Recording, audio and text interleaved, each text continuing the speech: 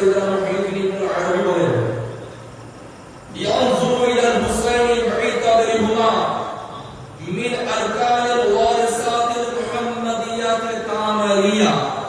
তোমরা যারা উম্মতে মুহাম্মাদি দাবি করো সে আমার রাসূলের ওয়ারিস, আমার রাসূলের ইরিস, আমার রাসূলের যে মালিকানা সে মালিকানা ইমাম হাসান হুসাইন সেটা লাভ করতে সবাই সুবহানাল্লাহ। এবং তিনি আরো সব আছে ওয়া আলা সিদিল আসরারুল লাহবিদিয়া ওয়া শাদারাতিল আনওয়ারিল মালাকুতিয়া ওয়া জামিউল মাকারামিল খালকিয়া ওয়া খুলকিয়া। ইমাম হুসাইন শুধু ইমাম হুসাইন নয়, আল্লাহ যত রাস রহস্য রয়েছে সব রাস রহস্য আল্লাহ আল্লাহর হাবিবকে জানিয়ে দিয়েছে। আর আল্লাহর হাবিব সাল্লাল্লাহু আলাইহি ওয়াসাল্লাম দুনিয়ার যত গুপ্ত রহস্য ছিল সব গুপ্ত রহস্য মাওলা আলী মুশকিল কুশাকে জানিয়ে দিয়েছেন।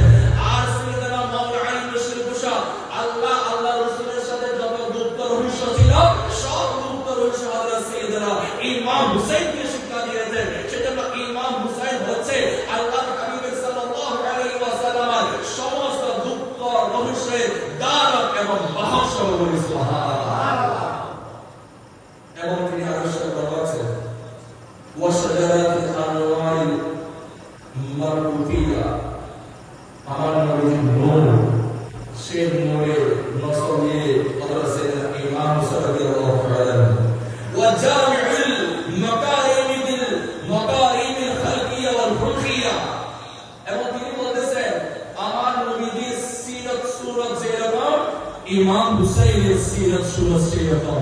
ইমাম হুসাইনকে দেখো হাকিকতাত আমার নবীকে দেখা হয়, ইমাম হুসাইনের চাল চরিত্র দেখো হাকিকতাত আমার নবীকে দেখা হয়। সেজন্য ইমাম হুসাইন শুধুমাত্র একজন আসহাবে রাসূল আহলে বাইত রাসূল নয়, ইমাম হুসাইন রাদিয়াল্লাহু তাআলা হচ্ছে আমার রাসূলের খালকিয়াত এবং খুলকিয়াতের যত মাজমা রয়েছে সন্নিবেশ রয়েছে সব কিছু হযরত সাইয়েদনা ইমাম হুসাইনের জাত পাকের মধ্যে রয়েছে সুবহানাল্লাহ।